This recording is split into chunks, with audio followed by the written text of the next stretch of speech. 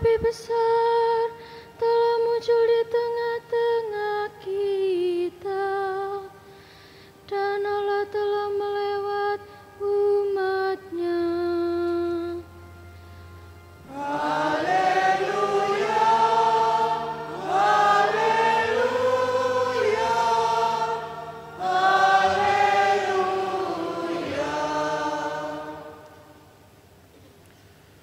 Tuhan bersama-Mu.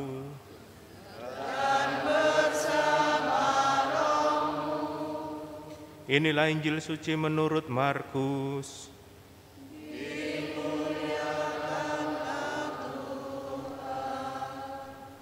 Sekali peristiwa menjelang malam, Yesus berkata kepada murid-muridnya, "Marilah kita bertolak ke seberang." Mereka meninggalkan orang banyak lalu bertolak dan membawa Yesus beserta dengan mereka dalam perahu di mana Yesus telah duduk, dan perahu-perahu lain juga menyertai Dia. Lalu mengamuklah topan yang sangat dahsyat, dan ombak menyembur masuk ke dalam perahu sehingga perahu itu mulai penuh dengan air. Pada waktu itu Yesus sedang tidur di buritan memakai bantal. Kemudian murid-muridnya membangunkan Dia dan berkata kepadanya, "Guru, tidak pedulikah Engkau kalau kita binasa?" Yesus pun bangun, membentak angin itu dan berkata kepada danau itu, "Diam dan tenanglah." Lalu angin itu reda dan danau itu menjadi teduh sekali. Yesus pun berkata kepada murid-muridnya, "Mengapa kamu begitu takut? Mengapa kamu tidak percaya?" Mereka menjadi sangat takut dan berkata satu sama lain, "Siapakah sebenarnya orang ini sehingga angin dan danau pun taat kepadanya?" Demikianlah sabda Tuhan.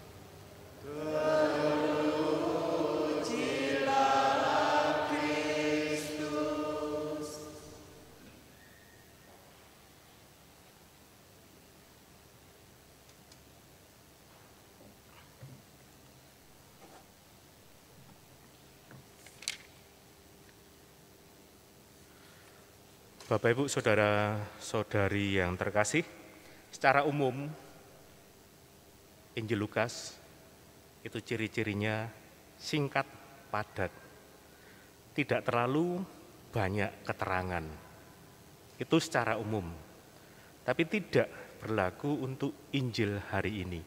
Karena justru dalam Injil hari ini ada beberapa kata, beberapa keterangan yang tidak ada dalam Injil sinoptik yang lainnya, Injil Matius dan Injil Lukas. Jadi ini pengantar. Apa saja itu? Mari kita masuk. Ya. Pertama, yang tidak ada dalam Injil yang lain, hanya ada dalam Injil Markus adalah Yesus sedang tidur di buritan dan memakai bantal. Injil yang lainnya hanya mengatakan Yesus tidur atau tertidur. Ya. Tapi tidur di buritan dan memakai bantal itu kan keterangan yang sangat berarti. Nyenyak mana, tidur pakai bantal atau tidak? Itu kan pertanyaan loh. Tentunya enak tidur pakai bantal. Ya toh. Lalu, kenapa kok sampai ada bantal Yesus tertidur? Itu kan keterangannya bisa kita lihat di atas ya. Meninggalkan orang banyak, artinya perjumpaan dengan orang banyak itu melelahkan. Ada banyak hal yang bisa dilakukan oleh Yesus terhadap orang banyak, dan itu menjadikan Yesus capek kemudian tidur. Pakai bantal. Itu kan seperti tumbuh oleh tutup. Ada pasangan yang memang cocok. Sudah capek, tidur, dikei bantal. Nah, Tapi yang menarik adalah tidurnya itu kemudian dikatakan di buritan. Suatu tempat yang tidak lazim. Ya. Buritan itu biasanya adalah tempat dari nahkoda atau pelaut yang mengemudikan kapal atau perahu lah. Dulu kan tidak ada mesin. Jadi pakai angin kemudian ada yang kemudinya itu di belakang. Ya. Kalau Yesus kemudian tidur di situ, kan kemudian pertanyaannya adalah siapa yang mengemudikan kapal?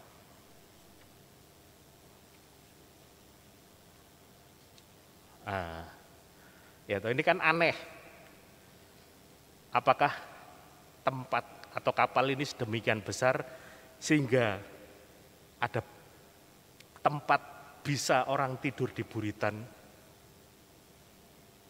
pakai bantal, atau dalam beberapa terjemahan juga dipakai kata tilam, kasur. Seberapa besar kasur sehingga bisa muat di buritan dan sebagainya. Oke, ini pertanyaan. Ya, ini pertanyaan. Ini khas hanya ada dalam Injil Markus. Dan kemudian Bapak Ibu saudara-saudari yang terkasih, yang kedua atau yang ketiga lah tadi buritan, kemudian bantal atau kasur. Dan yang khas lagi adalah pertanyaan dari para murid. Guru, tidak pedulikah engkau? Ini hanya ada dalam Injil Markus. Sementara Injil sinoptik yang lainnya dipakai kata Tuhan kami binasa atau Tuhan kita binasa. Nanti bisa Anda cek lah. Kira-kira seperti itu. Sementara Injil Markus lebih menekankan guru tidak pedulikah. Saya lebih menggaris bawah ini, tidak pedulikah. Ya. Nanti akan terjawab dari kisah yang kita dengar nanti terjawab. Pedulikah Tuhan? Apakah Dia membiarkan orang binasa dan sebagainya? Oke, itu yang ketiga.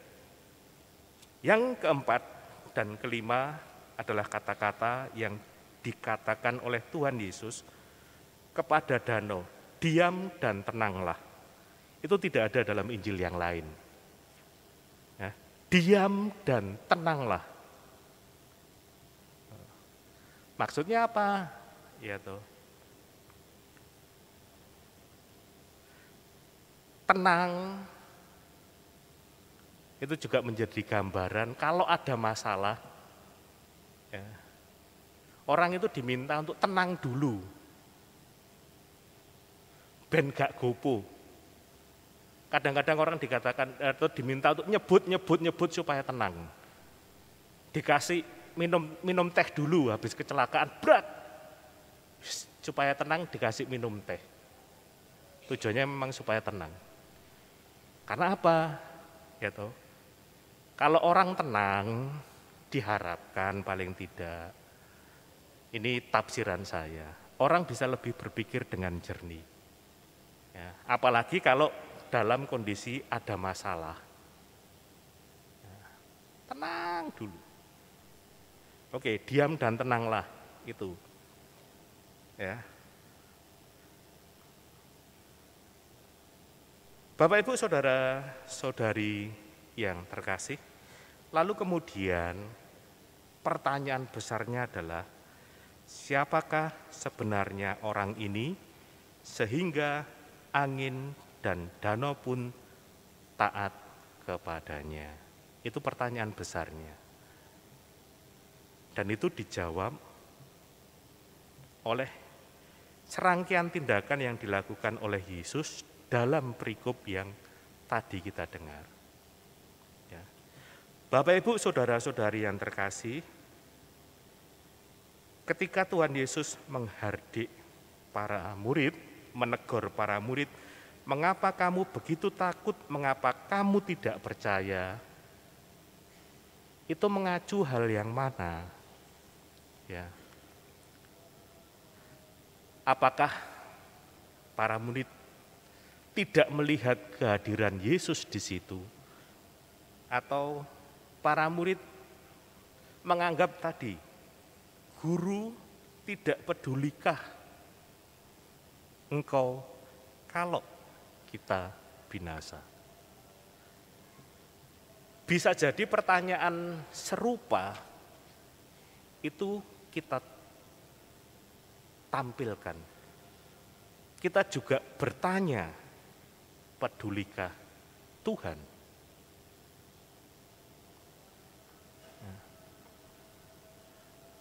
Ketika kita sedang menghadapi badai, ketika kita sedang mengalami masalah, seolah-olah ya tidak ada Tuhan. Justru Injil hari ini memberi penguatan kepada kita bahwa Tuhan bukan pribadi yang tidak peduli. Anda ingat ungkapan mintalah maka kamu akan mendapat, ketuklah maka pintu akan dibukakan, carilah maka engkau akan mendapatkan.